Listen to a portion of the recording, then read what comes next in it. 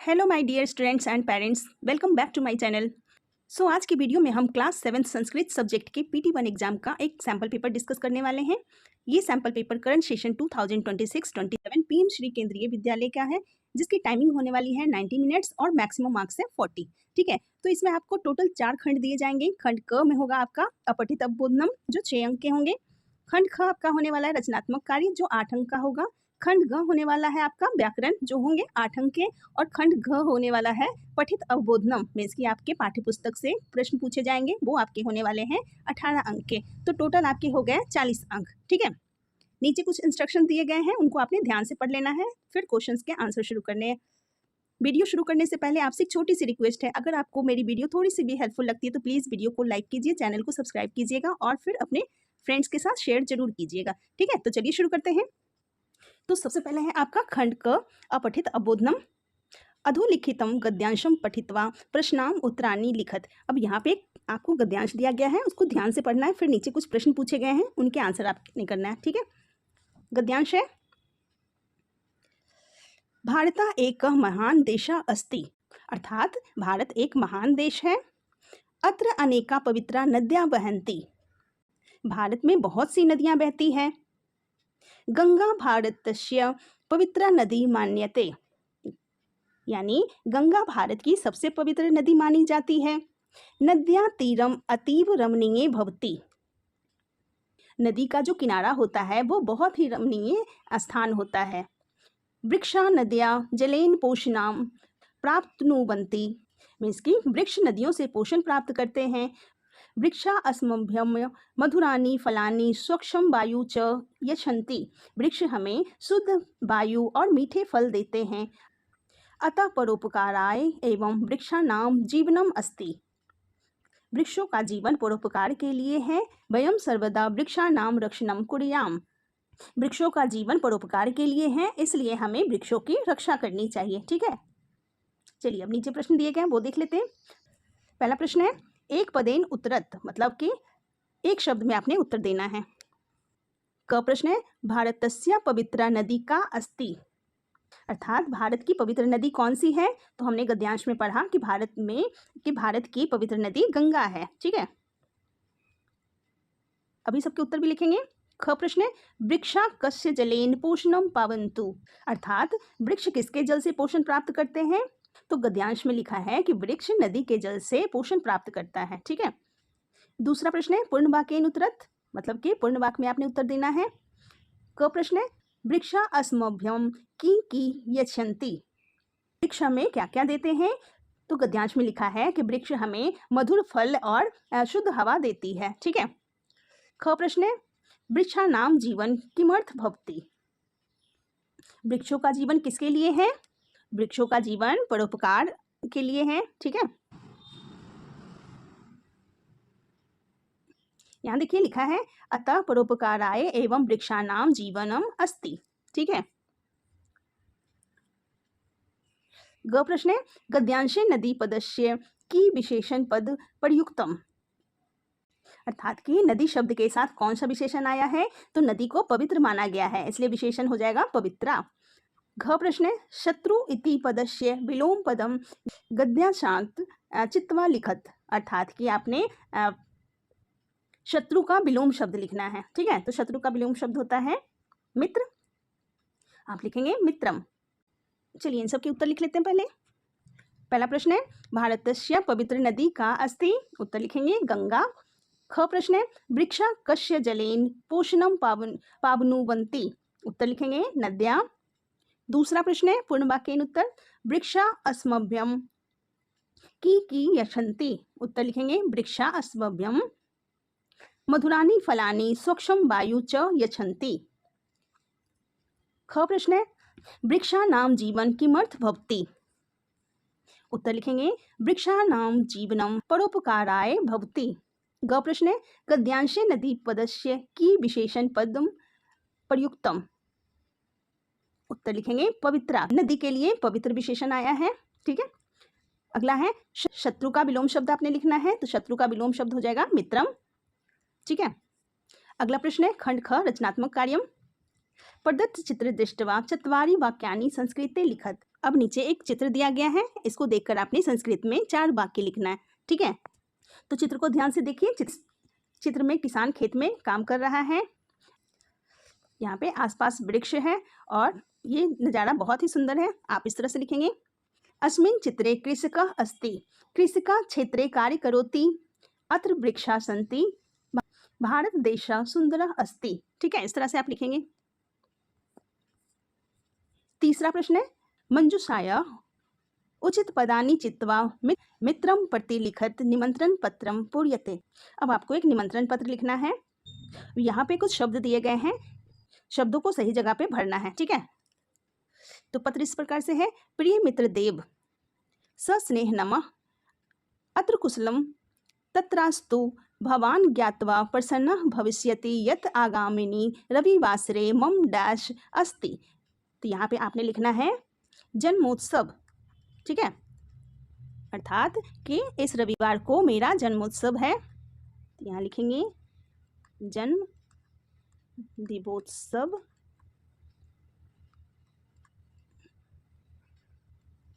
अस्ति, अस्मिन् उत्सवे मम अनेकानि डैश आगमिष्यन्ति, अर्थात कि इस उत्सव में मेरे बहुत सारे मित्र आएंगे। तो यहाँ पे लिखेंगे आप मित्राणि, इस उत्सव में मेरे बहुत सारे मित्र आएंगे, मित्राणि। अहम अपि भवान सादरम निमंत्रयामि, कृपया अस्मिन् अवसरे अवश्यम डैश, मैं इस अवसर पर आपको सादर आमंत्रित कर रहा हूँ, आप अवश्य यहाँ पधारे। यहाँ लिखेंगे आगच्छन्तु, आगच्छतु, गृहे प्रीतम्भ्यम मम प्रणामांजलि, मीन्स के घर में पिताजी को मेरा प्रणाम कहना। आगे है भवत डैश राकेश, तो यहाँ आप लिखेंगे मित्रम, तुम्हारा मित्र राकेश,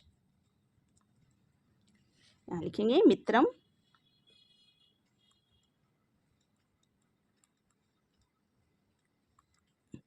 चलिए आगे है खंड ग, अनुप्रयुक्त व्याकरण। यहाँ पे अब व्याकरण आपको करना है। प्रश्न है, अधोलिखिताना शब्दाना सम्मुखे उचित विलोम पदम लिखत। अब यहाँ पे जो शब्द दिए गए हैं उनके आपने विलोम शब्द लिखना है।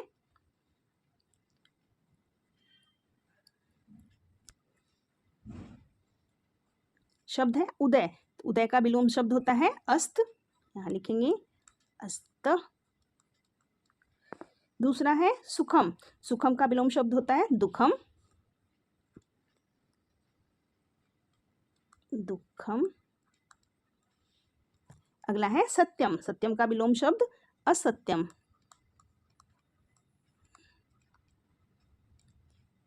अगला है मित्रम, मित्रम का विलोम शब्द होता है शत्रु, है ना, यहाँ लिखेंगे शत्रु।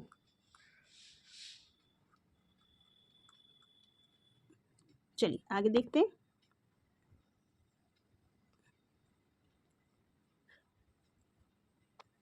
अगला प्रश्न है, अधोलिखितानाम शब्दानाम दबो दबो पर्यायवाची शब्दों लिखे। अब यहाँ पे कुछ शब्द दिए गए हैं, इनके आपने दो दो पर्यायवाची शब्द लिखना है, ठीक है।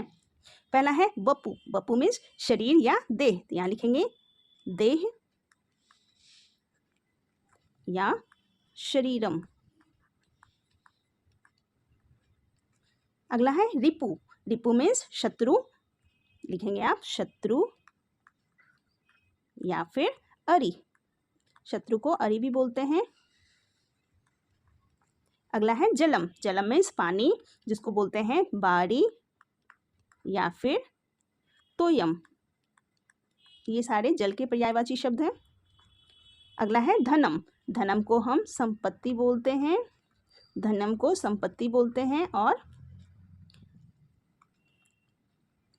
वित्तम भी बोलते हैं, वित्त, वित्त बोलते हैं ना, वित्तम, ठीक है। अब अगला है खंड घ, पठित अवबोधनम में आपके पाठ्य पुस्तक से प्रश्न पूछे गए हैं। प्रश्न है, अधोलिखितम गद्यांशम पठित्वा प्रश्नानाम उत्तराणि लिखत। अब नीचे आपको एक फिर से गद्यांश दिया गया है, इसको आपने ध्यान से पढ़ना है, फिर प्रश्नों के उत्तर देना है। प्रिय वाक्य प्रदानेन सर्वे तुष्यन्ति जन्तवः तस्मात् तदेव वक्तव्यम बचने का दरिद्रता।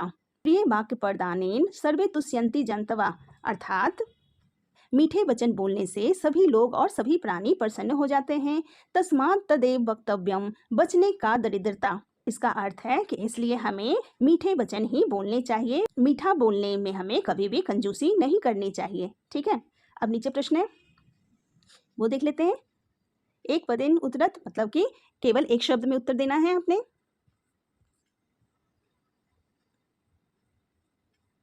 क प्रश्न है सर्वे जन्तवः केन तुष्यन्ति, अर्थात सभी लोग किससे प्रसन्न होते हैं?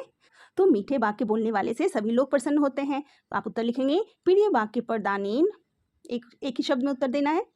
अगला है बचने का न कर्तव्य, इसके बोलने में किस बात की कंजूसी नहीं करनी चाहिए?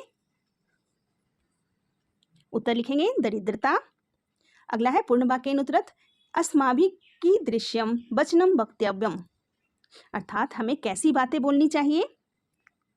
तो हमें हमेशा ही मीठी वाणी बोलनी चाहिए और प्रिय वाक्य बोलना चाहिए। आप उत्तर लिखेंगे अस्माभिः प्रिय वाक्यम वक्तव्यम। अगला प्रश्न है निर्देशानुसार उत्तर देना है आपको। श्लोके मानव पशव इत्यार्थे की पदम प्रयुक्तम, तो श्लोक में मनुष्य और प्राणी के लिए कौन सा शब्द आया है? तो मनुष्य और प्राणी के लिए जन्तवः शब्द आया। ठीक है। ख प्रश्न है कटुभाषायेन इति पदस्य विलोम पदम श्लोकात चित्वा लिखत, कटुभाषेन का विलोम शब्द क्या लिखा हुआ है? तो कटुभाषेन मतलब कड़वा बोलना और प्रिय वाक्येन में मीठी बोली बोलना। ठीक है, तो कटुभाषेन का विलोम शब्द हो जाएगा प्रिय वाक्य प्रदानेन। ग प्रश्न है तुष्यन्ति इति क्रियापदस्य कर्तृपदम किम अस्ति।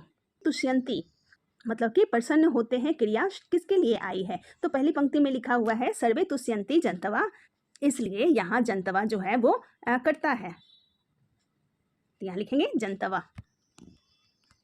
अगला है 7वां प्रश्न निम्नलिखितानां प्रश्नानां उत्तराणि पूर्व वाक्येन लिखन्तु, मतलब कि नीचे आपके पाठ्यपुस्तक से प्रश्न दिए गए हैं, उनको आपने पूर्ण वाक्य में लिखना है। क प्रश्न है नरः कथं पूजितो भवति, अर्थात मनुष्य का सम्मान कैसे होता है? तो पाठ में बताया गया है कि अच्छे वस्त्र, स्वस्थ शरीर, मधुर वाणी, विद्या और विनय वाले व्यक्ति का सम्मान होता है। ठीक है, तो इसलिए उत्तर लिखेंगे आप उत्तम वस्त्रेण स्वस्थ शरीरेण मधुर वचनेन विद्या विनयेन च नरः पूजितो भवति। ख प्रश्न है कस्य बुद्धि विस्तारिता भवति, अर्थात बुद्धि कैसे बढ़ती है? तो आपने पाठ में पढ़ा कि लिखने, पढ़ने, देखने, प्रश्न पूछने और विद्वानों की संगति में रहने से आपकी बुद्धि का विकास होता है। तो आप उत्तर लिखेंगे पठनात्, लेखनात्, दर्शनात्, प्रश्न करनात्, विद्वान जन सन्निध्यात् च बुद्धि विस्तारिता भवति। अगला प्रश्न है पवित्रा नद्या का, पवित्र नदी कौन है? उत्तर लिखेंगे गंगा, जमुना, सरस्वती च पवित्रा नद्या सन्ति, गंगा, जमुना और सरस्वती पवित्र नदियां हैं। चलिए 8वां प्रश्न है रिक्त स्थानानि पूरयन्तु, रिक्त स्थान को भरना है आपने। आलस्यम ही मनुष्यानां शरीरस्थो डैश रिपु, आलस्य मनुष्य के शरीर का सबसे बड़ा रिपु है, तो यहाँ आप लिखेंगे महान। ठीक है, अगला है डैश बचने का दरिद्रता, मतलब कि कौन से वचन बोलने में हमें कंजूसी नहीं करनी चाहिए? तो आप लिखेंगे प्रिय वाक्य प्रदानेन बचने का दरिद्रता। अगला है डैश पर्वत राजा कथते, तो हिमालय को पर्वतराज कहा जाता है, तो यहाँ लिखेंगे हिमालय। इस तरह से खाली जगह को भरेंगे। आलस्य ही मनुष्यानां शरीरस्थो महान रिपु, आलस्य मनुष्य के शरीर का सबसे बड़ा शत्रु है। दूसरा है प्रिय वाक्य प्रदानेन बचने का दरिद्रता, अर्थात मीठा बोलने से कभी कंजूसी नहीं करनी चाहिए। तीसरा है हिमालय पर्वत राजा कथ्यते, अर्थात हिमालय को पर्वतराज कहा जाता है। ठीक है, अगला प्रश्न है रेखांकितानि पदानि प्रश्न निर्माण कुर्वन्तु, अब यहाँ पे जो रेखांकित शब्द है उससे आपने एक प्रश्न बनाना है। ठीक है, क है अस्माकं वत्सला भारत माता, तो आप प्रश्न बनाएंगे, यहाँ आपने लिख देना है का अस्माकं वत्सला, बस इसको आपने छोड़ देना है, ये आपका प्रश्न बन जाएगा। फिर यहाँ फिर आपने यहाँ पे प्रश्नवाचक चिन्ह लगा देना है, ठीक है। अगला प्रश्न बनेगा समुद्र भारत मातु चरणों पछालयति। तो इसका प्रश्न बनेगा, तो समुद्र के जगह पे आपने कर देना है फिर से कह। क भारत मातु चरणों पछालयति, ठीक है। इस तरह से प्रश्न बन गया। चलिए अगला प्रश्न है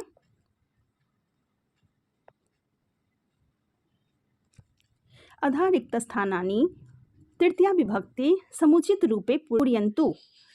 तो यहाँ पे आपने एक वचन, द्विवचन और बहुवचन लिखना है। पहला शब्द है वृक्षेन, तो वृक्षेन हो गया एक वचन।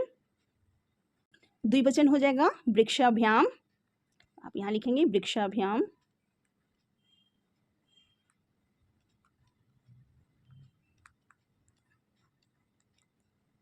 और बहुवचन यानी कि दो से अधिक है, तो आपने यहाँ लिखेंगे वृक्ष है,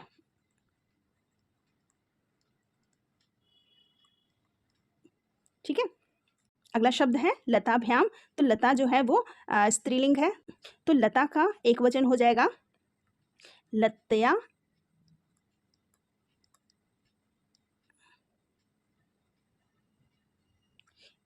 लताभ्याम लताभी। अगला है देशाभ्याम। देशाभ्याम देश है, एक वचन में हो जाएगा देशेन, मीन्स कि एक देश,